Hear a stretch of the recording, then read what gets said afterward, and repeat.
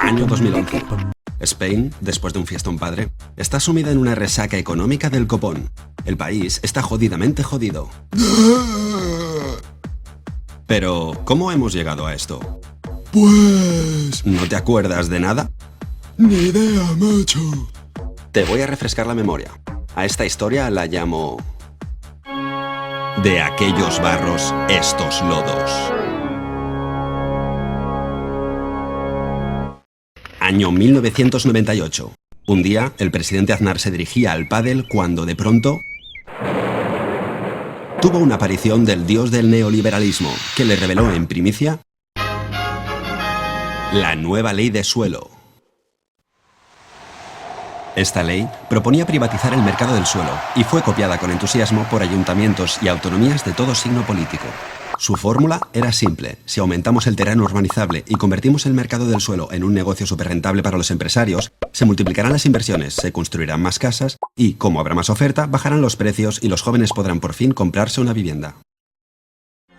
Y así fue. Se hizo realidad el Spanish Dream y todos fuimos felices en el país de la gominola.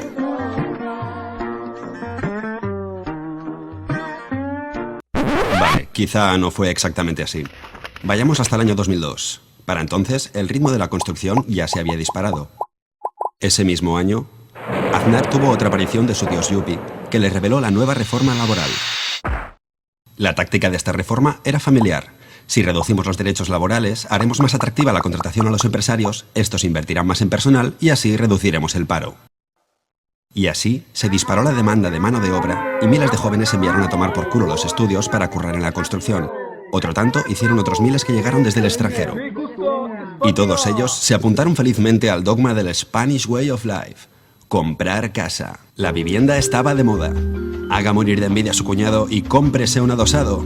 No sea un vulgar hippie que vive de alquiler y desgrábese una pasta en impuestos invirtiendo en ladrillo. ¿Problemas para declarar su dinero negro? Don't worry, la vivienda le blanqueará su fortuna.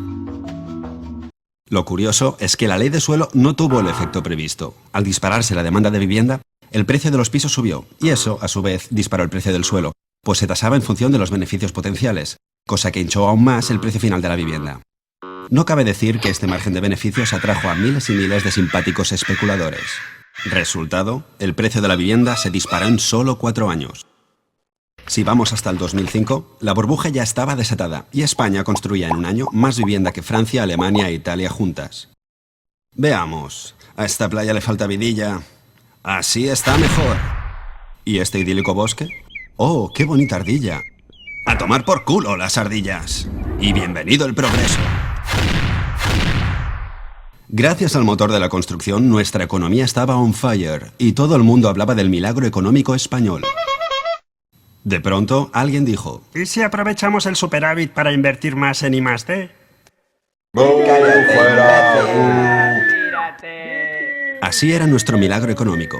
Mientras el referente de los empresarios americanos era Google, aquí todos querían emular a Paco el Pocero. Pero se asomaba un drama descomunal. El precio de la vivienda estaba ya por las nubes. Bueno, pero al menos teníamos trabajo. Cierto, el paro había bajado a una cifra récord. Pero mientras la vivienda en términos reales había más que doblado su precio, los sueldos se habían quedado más congelados que Walt Disney. Vamos, que aun estando en el mayor periodo de bonanza de la democracia, la mayoría cobraba un SDM, también conocido como un sueldo de mierda. Pero, si la vivienda está más cara y los sueldos son los mismos, ¿por qué la gente sigue comprando pisos? Bueno, aquí es donde aparece tu amigo el banco. Bancos y cajas no querían perderse el festín y empezaron a rebajar exigencias para conceder créditos.